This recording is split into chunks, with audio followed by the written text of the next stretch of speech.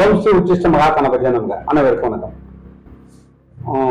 இந்த பலன்களை பார்க்கறதுக்கு முன்னால ஒரு ஜோதிடர் வந்து என்ன மாதிரியான பலன்கள் சொல்றாரு, இந்த பலன்கள் வந்து நம்ம மிதுன ராசிக்காக இப்போ ஆடி மாசத்துல ஒரு பலன் சொல்ல உங்களுடன் இணைந்திருக்கிறேன்.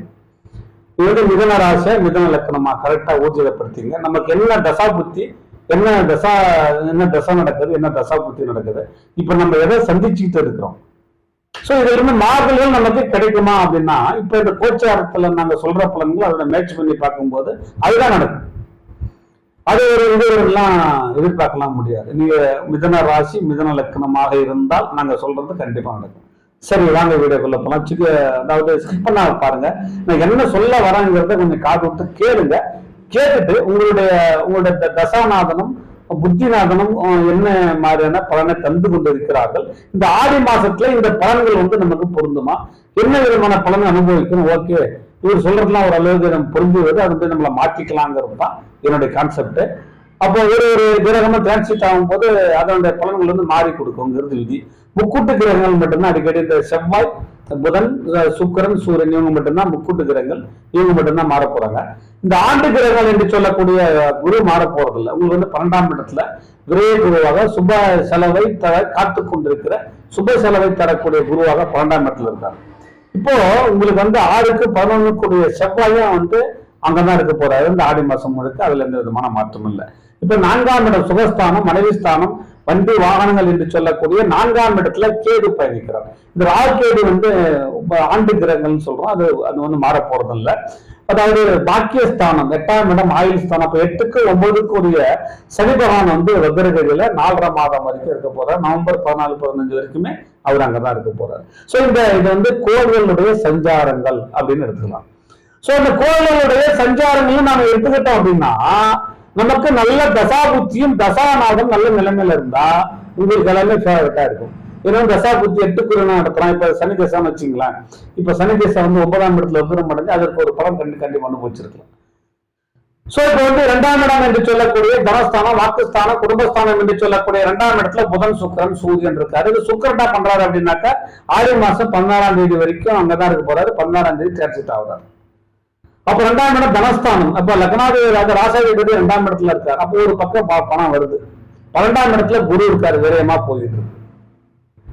அப்புறம் எதிர்பார்த்த கடன்கள் வருமா, நான் வந்து இந்த இடத்துல இருந்து போலாமா, இந்த வேலையில இருந்து விட்டுட்டு வேற வேலைக்கு வேற ஜாப்புக்கு ட்ரை பண்ணலாமா, நான் பேங்க் செக்டர்ல இருக்கிறேன், நான் வந்து ஒரு மேனேஜரா இருக்கேன், நான் சீனியர் மேனேஜர் ஆகலாமா, நான் சீனியர் மேனேஜர் ட்ரை பண்ணலாமா, கண்டிப்பா அற்புதமான காலகட்டம். உங்களுக்கு வந்து தசா புத்தியும் தசாநாதம் பேப்பரை போட்டு போயிட்டே இருக்கலாம். ஏன்னா 12ஆம் இடத்துல குருவும் செவ்வாய் இருக்கிறதுனால ஈஸியா உங்களுக்கு டிரான்ஸ்ஃபர் கிடைச்சிடும். 4ஆம் இடத்துல கேது, அதாவது சுகஸ்தானம் இல்லையா. சோ அந்த இடத்துல உங்களுக்கு சுக்கிரன் வந்து நேசமாக பெற்றிருந்து வந்து கேது இப்ப பயணிக்கும் போது வண்டி வாகனங்களால் நீங்க வந்து நிறைய பிரச்சனைகளை சந்திச்சிருப்பீங்க. சுக்கிரன் நாங்க உங்க பர்ச்சாட்ல சுக்கிரன் நேசமாக இருந்தா மட்டும்தான் அது. இப்போ உங்க பர்ச்சாட்ல உங்க புதன் ஆட்சி வச்சோம் அப்படின்னாக்கா நல்ல கேள்விக்கு சிறந்து விளங்குவீங்க நீங்க. சோ அந்த ஒரு கிரகம் பயணிக்கும் போது, கோச்சார கிரகங்கள் பயணிக்கும் போது அந்த இடத்துல அந்த வீட்டுல நல்ல கிரகங்கள் இருந்தா நல்ல கிரகம் நல்ல பலனை தரும். நல்ல கிரகங்கள் மீது இந்த ராயக்கேதுக்கள் என்று சொல்லக்கூடிய சாய கிரகங்கள் பயணிக்கும் போது அந்த கிரகத்தினுடைய பாவங்கள் நசுக்கப்படும் தான் ஜோதிட விதிகள் சொல்லுது. அப்ப மிதுன ராசி மிதுன லக்கணக்காரங்களுக்கு சுகஸ்தானம் என்று சொல்லக்கூடிய 4ஆம் இடத்துல ராயக்கேதுக்கள் பயணிக்கும் போது அதனுடைய பங்கம் விளைவிக்கும், அவருடைய பலன்கள் வந்து பாதிக்கப்படும் அப்படின்னு ஜோதிட சாஸ்திர விதிகள் சொல்லுது. அப்ப நல்லா தசா புத்தி நடக்குது, நான் டைம் நல்லா இருக்கு, நல்லா படிச்சுக்கிட்டு இருக்கிறேன், நான் வந்து 12ல மட்டும் குரு வந்து விரயமா இருக்கு, அந்த 6க்கும் 11க்கும் விரைய செலவில் போயிட்டு இருக்குன்னு அதுதான் உண்மை. அதை யாரும் கட்டுப்படுத்த முடியாது. அப்ப வந்து வாகனங்கள்ல சிறிய மாற்றங்கள் செய்யணும்னா தாராளமா செய்யலாம். அதை கையாளுவது நீங்க வந்து கவனமுடன் செயல்பட வேண்டும். ஒரு சாரா பார்த்து ஓட்டிய வண்டியை எதனா ஆயிட போகுது, நான் சிவனேனதான் போன பின்னலதான் வந்து இடிச்சுட்டான் அப்படிங்கிறதுமான ஒரு காலகட்டம்லாம் இப்போ உங்களுக்கு வந்து ஏற்படும். அப்ப உங்களுக்கு 9ஆம் இடம் என்று சொல்லக்கூடிய பாக்கியஸ்தானத்திலே அதிசாரம் பெறுகிறார் குரு பகவான். பாக்கியஸ்தானம்னா என்ன, காலை மாலை உணவு உண்டு, காலையில சாப்பிட்டு ஒரு நிதானமான வாழ்க்கை, சாதாரணமான வாழ்க்கை வாழ ஒரு பாக்கியஸ்தானத்துல சனி பகவான் என்ன பண்றாங்க, பாக்கியாதிபதி விக்ரம் அடைகிறார். அப்ப மன சஞ்சங்கள் ஏற்படும். உங்கள் தசாபுத்தி நல்லா இருந்தா கூட ஒரு சில டைம்லாம் பார்த்தோம்னா அந்த விட்டுட்டு அந்த வேலை செஞ்சுட்டாங்க. ஏன்னா சனியை போல கொடுப்பவங்களை சனியை போல கெடுப்பதில்லை. சனி கொடுப்பார், எவர் தடுப்பார், நிறைய ஈஸ்வர பட்டெல்லாம் கொடுத்து சனி பகவானுக்கு ஒரு தனி மகத்துவமே கொண்டு வந்து வச்சுக்கிறார் ஜாதகத்தில். அதுதான் சனியை பார்த்து எல்லாம் பயப்படுறோம். சனியை பார்த்து யாரும் பயப்படவே தேவை. நல்லவனுக்கு இல்லை நாளும் போலன்னு சொன்னான். அப்ப நல்லவருக்கு இல்லை. இந்த மிதன ராசி மிதன லக்கணங்களும் அவ்வளவு சீக்கிரம் சந்தோஷப்படுத்த முடியாது, ஆசுவாசப்படுத்த முடியாது. அவங்களே திருப்திப்படுத்தினாதான் உண்டு. நிறைய எண்ணங்கள், ஆசைகள், அபிலாசைகளை வளர்த்து கொண்டு செல்வார்கள். உங்களுடைய எண்ணங்களுக்கும் ஆசைகளுக்கும் ஈடேறணும் அப்படின்னாக்கா 9ல சனி வைக்கிற மாதிரி உஷாரா இருக்குன்னு பாத்துக்கோங்க. இந்த 4ஆம் இடத்துல சுகஸ்தானத்துல கீழே வந்து காட்டுக்கிறதா உங்களுடைய சுகத்தை கெடுப்பதற்காக, மனைவி சுகங்களாகட்டும் எந்த சுகமாக கூட இருக்கட்டும், அது வந்து கொஞ்சம் வித்தியாசமா இருக்கும். அது வண்டி வாகனங்கள் 4ஆம் இடத்தை சொல்லலாம். ஸோ அந்த இடத்துல வந்து பாதிக்கப்பட்டிருக்கு. ஸோ கேடு பயணிக்கிறதுனால அந்த வண்டி வாகனங்கள்ல போன டக்குன்னு வேலை முடிச்சு போயிட்டே இருப்போம். என் வண்டி வாங்கினா டக்குன்னு வச்சு போயிடும். அப்புறம் போய் கோமாஸ்டல் ஹாஸ்பிட்டல் தான் போட்டு வரும். ஸோ இது வந்து என்ன தீய படம் சொல்றாங்கன்னு சொல்லக்கூடாது, நல்ல படம் மட்டும் சொல்லிட்டு போயிட்டே இருக்க முடியாது. அப்போ 12ல குரு இருக்கிறது, செவ்வாய் இருக்கிறது ஒரு பக்கம் விரயமா தான் போய்கிட்டு இருக்கும். 2ஆம் இடத்துல புதன் சுக்கிரன் சூரியன் இருக்கிறது ஒரு பக்கம் பணம் வர வந்துகிட்டு தான் இருக்கும். தேவையான உறவுகள் வரும். அதற்கு ஈடாக அதுக்கு மேல கூட செலவு கூட ஆயிட்டு இருக்கும். ஸோ வண்டி வாகனங்களை பார்த்து செய்யணுமா இருக்கிறது ஒரு விதி. அடுத்து வந்து 10ஆம் இடத்துல வெளிநாட்டு வெளிநாடு செல்றோம், வெளிநாட்டு வழி பண ஏற்றங்கள் ஏற்றுமதி இருக்கும்போது அற்புதமான காலகட்டங்கள். சனி வக்ரம் முடிஞ்சு 10ல ராகு, அதுக்கு அதாவது நிறைய ஒரு மாற்றங்கள் ஏற்படும். ஏற்றுமதி இருக்கும்போது சூப்பரா இருக்கும். பங்கு சந்தையில வந்து கொஞ்சம் ஒரு நல்ல முன்னேற்றங்கள் ஏற்படும். சிவில் ஃபீல்டில் இருக்கிறவங்களுக்கு எல்லாம் வந்து பார்த்தோம் அப்படின்னாக்கா, கடனை சார்ந்த தொழில் செய்யறவங்களுக்கு, ஐடி ஃபீல்டில் இருக்கிறவங்களுக்கு எல்லாம் வந்து மிதன ராசி மிதன லக்கணத்துக்கெல்லாம் அடிச்சுட்டு ஜாக்பாட் யோகம் அப்படின்னு சொல்லலாம்.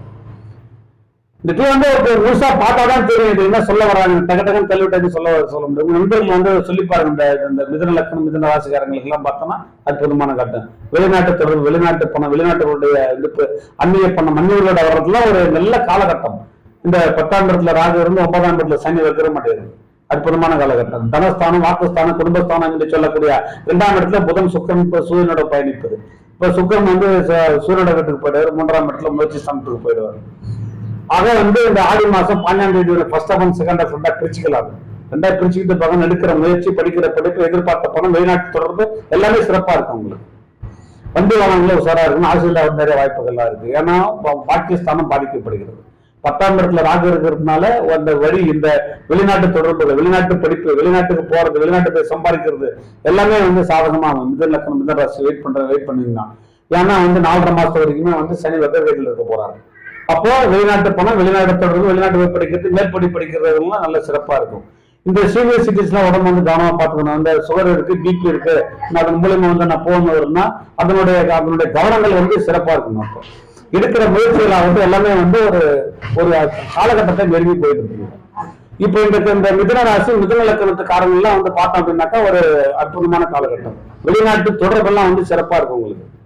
ஸோ இந்த ஆடி மாசத்துல சுக்கிர பயிற்சி நடக்கிறது வந்து ஆடி மாசம் 16ஆம் தேதி. ஸோ அந்த காலத்துல பார்த்தோம் அப்படின்னாக்கா நமக்கு என்ன நடக்கணும், என்ன போகணும், என்ன வரணுங்கிறதுலாம் வந்து சுய சிந்தனையோட இருக்கணும். யாருடைய இதுவுமே கேட்காம போகணும். செய்தியாளர்களே, அப்ப இந்த ஆடி மாசம் வந்து பார்த்தோம் அப்படின்னாக்கா ஒரு அற்புதமான காலகட்டம். இந்த இது போறது, அனாவசியமா வந்து தேவையில்லாத மைண்ட் செட்டிங்கா பண்றது, கொடுத்துட்டு பின்னால வருத்தப்படுறது, இன்வெஸ்ட் பண்ணும்போது நிறைய யோசிக்கிறது, இப்படி நிறைய காலங்கள் உங்களுக்காக இருந்தனால மிதுன ராசிக்கு நேயர்கள் சுக்கிர பயிற்சி ஆடி மாசம் 16ஆம் தேதி வருது.